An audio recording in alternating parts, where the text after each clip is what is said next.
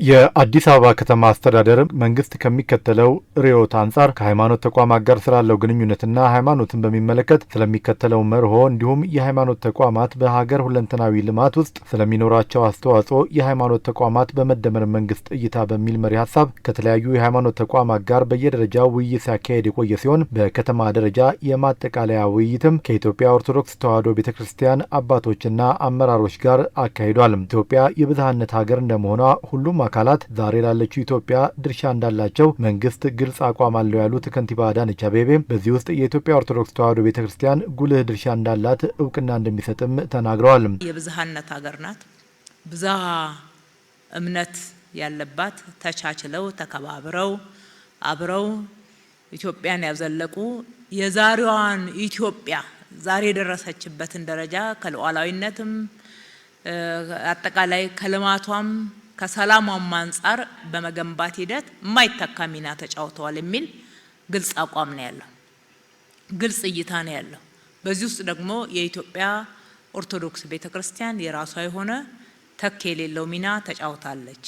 በሀገረ መንግስት ግንባታ በትውልድ ቀረጻ ሀገራዊ ቅርሶችንና ታሪኮችን ጠብቆ ለትውልድ በማስተላለፍ ብሎም በሌሎችም ተያያዥ መስኮች ቤተክርስቲያኒቷ ቁልፍ ሚና እንዳበረከተች መንግስት እውቅና እንደሚሰጥም ነው ከንቲባ አዳነች የገለጹት። ሀገረ መንግስት መገንባት ውስጥ ያላት ሚና በግልጽ በታሪክም በእይታዎቻችን ውስጥም የተቀመጡ እንደሆኑ እንድታውቁት ነው። ሁለተኛ ትውልድ ግንባታ ላይ ትውልድም መቅረጽ ላይ ትውልድም ማስተማር ላይ የወል ትርክቶች ትውልድ ጋር ስፍራ እንዲያገኙ እንዲታወቁ ማድረግ ላይ የሀገር ባለውለታነቷን መንግስት በግልጽ ያነሳል፣ እውቅና ይሰጣል።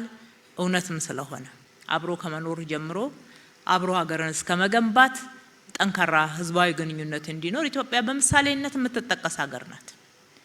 በምሳሌነት የምትጠቀስ ሀገር ናት። በዚህ ውስጥ አስተዋጽኦ በሚገባ ክብር ይሰጠዋል ነው። ኢትዮጵያ ዛሬ ዓለም ላይ የምትታወቅባቸው ቅርሶቿ ጥንታዊት ሀገር ተብላ የምትጠቀስበት 1 2 3 4 ብለን ምንኮራባቸው ሀገራዊ ቅርሶች ሆነው እንዲጠበቁ በማድረግ በኩል የኢትዮጵያ ኦርቶዶክስ ቤተክርስቲያን የራሷን ሚና ተጫውታለች።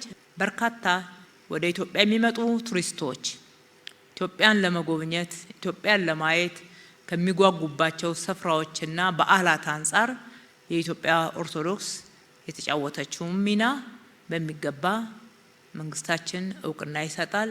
ሰላምን፣ ልማትን፣ አረንጓዴ ልማትን፣ ሌሎችንም የልማት ስራዎችን ከመስራት አንጻር ለሀገር ያደረገችውን አስተዋጽኦ በሚገባ ክብር ይሰጣል። አስተዋጽኦ አድርጋለችም ብሎ መንግስታችን እንደሚያምን ግልጽ እንድትሆኑ ነው።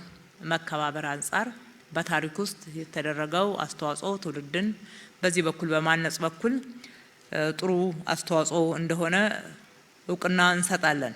የሃይማኖት ተቋማት የእምነት ነጻነትና አስተዳደራዊ ህልውና ተጠብቆ በሀገራዊ ጉዳዮችና በጋራ አጀንዳዎች ላይ በትብብር መስራት የመንግስት መርሆ ነው ያሉት ከንቲባዋ ተቋማቱን በፍትሐዊነት በማስተናገድና ለየሴቶቻቸው ተገቢውን ክብርና ጥበቃ በመስጠት መንግስት ሚናውን እንደሚወጣም ነው የገለጹት። አብሮ በመስራት በጣም እናምናለን።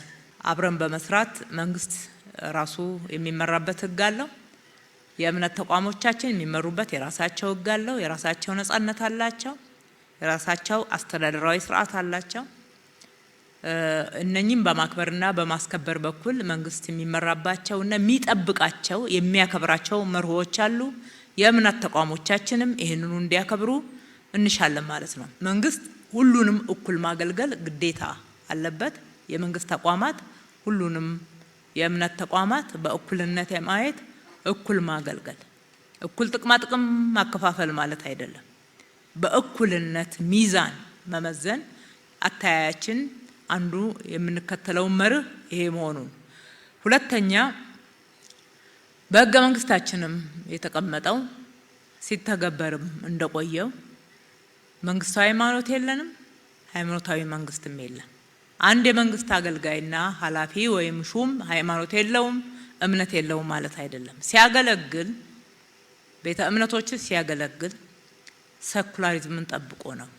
ሌላኛው ፍትሐዊነትን ነው የምንከተለው። ቤተ እምነቶችን በፍትሐዊነት ማገልገል እናንተም ስታነሱ ምእመን ቁጥር በተለያየ መንገድ የሚጠቀሱ በፍትሃዊነት ሚዛን መታየት ያለባቸውን ጉዳዮች በፍትሃዊነት ሚዛን እንመለከታለን። ፍትሃዊነት በዝርዝር ብንገባበት ብዙ ነገሮችን ማንሳት እንችላለን። በዋናነት ግን አገልግሎታችን ፍትሃዊ እንዲሆን ነው የምንተጋው። እንደየእሴቶቻቸው ተገቢውን ክብር መስጠት፣ ተገቢውን እሴት የማስጠበቅ ኃላፊነትን መወጣት፣ እሴቶችን ጠብቆም ደግሞ ማገልገል። ይሄ ማለት ለየትኛው ማዳላት ማለት አይደለም። ጥምቀት ሲመጣ የምናደርገው፣ መስቀል ሲመጣ የምናደርገው፣ በዓላቶቻችን የተለያዩ አገልግሎቶችን በምንሰጣችሁ ጭምር እንደየቤተ እምነቱ እሴትና እንዲሁም አጠቃላይ የሚከተሉት እምነት እኛም እንደ መንግስት አክብረን ያንን በማይጥስ መንገድ ማገልገል ነው። ይሄ ለአንዱ ተደርጎ ሌላው የሚቀር እስካልሆነ ድረስ በፍትሃዊነትም የሚቀርብ ነው። ጥበቃ ማድረግ መንግስታዊ ኃላፊነታችን ነው።